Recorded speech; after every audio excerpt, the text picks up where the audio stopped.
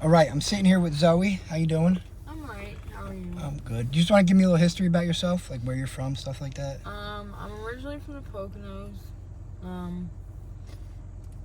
I was locked up as a juvenile like my whole life. From like 13 to almost 18. 13, I had a baby. She passed away. Oh, wow, you were pregnant at 13? Yeah. Wow, okay. I had her at 13 and she passed away. She didn't make it. And about 3 days later, I shot dope for the first time. First time I did dope, I shot it. Wow. And at 13, too? Yeah. Wow. Okay. At that point, I was like off to the races. My mom was kind of like a piece of shit, more or less. I don't want to say a piece of shit, but she didn't want to be a mom anymore, I guess. My dad went to jail, and she just kind of left me and my little brother. And my brother is almost 2 years younger than me, but he was much younger minded. Okay. So I was already doing drugs, and my mom wasn't there. My sisters were grown. They were like 18 and 20, so they weren't in the house anymore. So I was kind of like watching over my little brother for maybe, 6 months until I realized we were by ourselves. At that point, when they realized it, they tried to take him from me. You're like the CYF or whatever, new service. They tried to separate us, and I went off the wall. Wow. I fought police officers, 3 of them. I caught 3 aggravated assaults. Yeah, that's pretty crazy they would try and split you guys up. Yeah, after all that time, I took care of him all that time. Nobody had anything to say. Yeah. And all of a sudden, now you find out. And what I didn't understand was the fact that we were fine. Like we went to school every day. He ate every day. I ate every day. Like, I made sure we were all right. Homework was done. It was like our mom was there, and she just wasn't. It's a lot of responsibility on a 13-year-old child. Yeah, I just didn't lose my brother. Yeah, no, I get that. And then when they tried to separate us, I went off the wall because he was screaming. So were you doing original, like the real heroin back then? Yeah. You were? Yeah. Okay. And that you were up in the Poconos then still? Yep. So how did you make it down here to the lovely Kensington neighborhood of Philadelphia? My sister Kendra and my dad. Well, my sister Kendra was down here first. And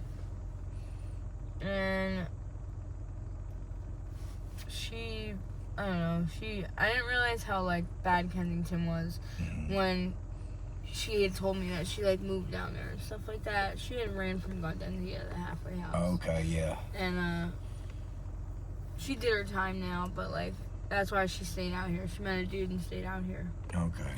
And then like all of a sudden my dad came out here out of nowhere. Like my dad just left his house and his like family and just dipped out and came out here. And Did he start using down here too? My dad used my whole life. Oh, okay.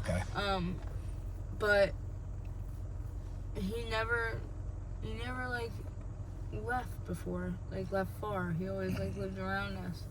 And so for him to just come out here and like lift up and come out here and not go back, it was weird for me. Because when my dad wasn't in jail, he was always around. And for almost like a year and a half, I couldn't find him or talk to him. Like, I didn't know where he was. I kept asking my sister kind of like, have you seen Daddy? And she, like, sometimes she would see him, but then for like a big period of time, she's like, I haven't seen him, don't worry.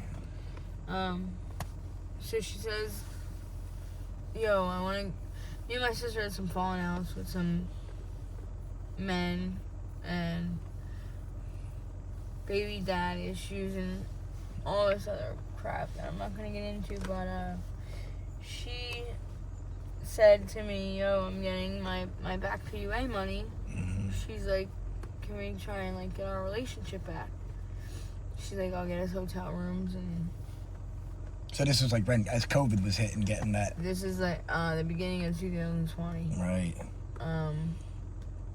She's like, just let me give you a shot, give us a shot and try and get us back together as a close like sister relationship. Sure. So I came down. So that's what originally brought you down to this area.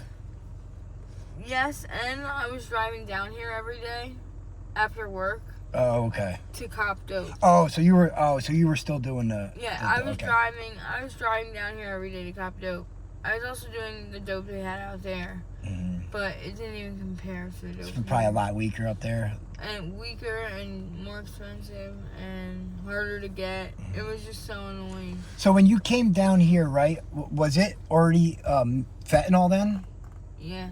All right. Did you notice like the change? Like, was it that noticeable when you started doing this stuff? Oh my god, yeah. I was whack. So compared to the dope I was doing out in Allentown Yeah. to this stuff that I was getting out here, it was a complete different high. All right. But it wasn't as tranky. And right in the beginning. Yes. Okay. It was like So it was just basically the fentanyl. yeah. All right. Like it didn't put me out the way it does now. Did you like? Did you like the fentanyl high? I do. Okay. I also like the dope high too. Do you like the trank high? I do. I don't like the trank high. I like the trank rush because Okay. you don't really get high from trank. You go out. You Okay. go to Like that's like the only drug I've never tried. I'm you not going to. seriously But just like you get a big rush and then you go to sleep. Like yeah. you're right on your ass. And but the withdrawal comes in a lot quicker with this stuff, right?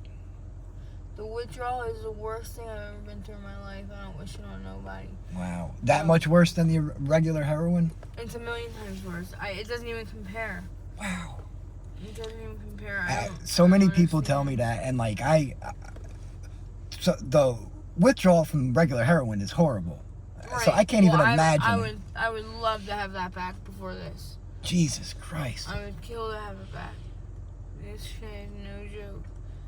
And it lasts for so long. Let me ask you a kind of a personal question. Do you like piss yourself and shit yourself during the withdrawal? Is that something that you've experienced too? No, I don't piss and shit myself. But when I have to pee, I have to pee. Okay, like, so it's not really with shitting though. Like that, I feel coming on. You know what I mean? If I have to go. But when I have to pee, it randomly just comes on. Yeah. And if I don't pull my pants down and pee, I will pee myself. I remember my friend Cece, we were driving, we were doing like 30 miles an hour in the car. She's like, you need to stop right now. Yes. She opened the door and like just started peeing right there in the middle of traffic. Joke. It's not a joke. It's serious. She's not. She wasn't being dramatic. That is no joke. Seriously. And you don't even feel it coming on. Wow. Like you just, all of a sudden you gotta pee, and when you gotta pee, you gotta pee. Damn. It weakens your bladder. I don't know what it's doing, but that shit is crazy. I've never felt that before. I've never Wow. pissed my pants before.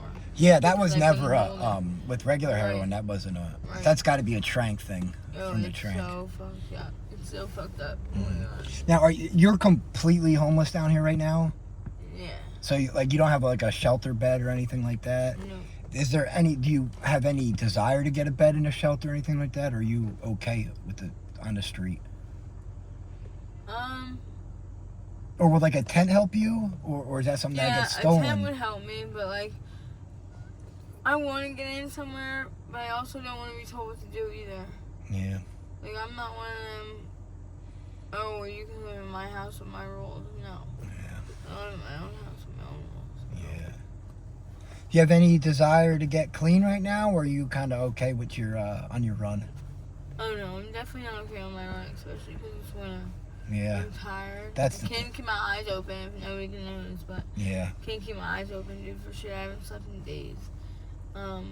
This shit is crazy. I can't do it another winter. So you just go until you're basically so tired you just shut off. Yeah, and then I still go once I'm shut off. I sleepwalk and shit. When was the last time you actually got some sleep? Because you look like you're about to fall asleep right now. I'm going to. I gotta go back to sleep.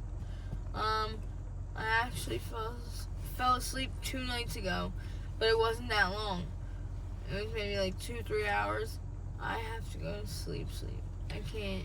Yeah, you need some sleep. Do you use crack too? Yeah. Are you noticing that that's cut with fentanyl and the trank too? Yep. Yeah. Certain actually a lot of the crack is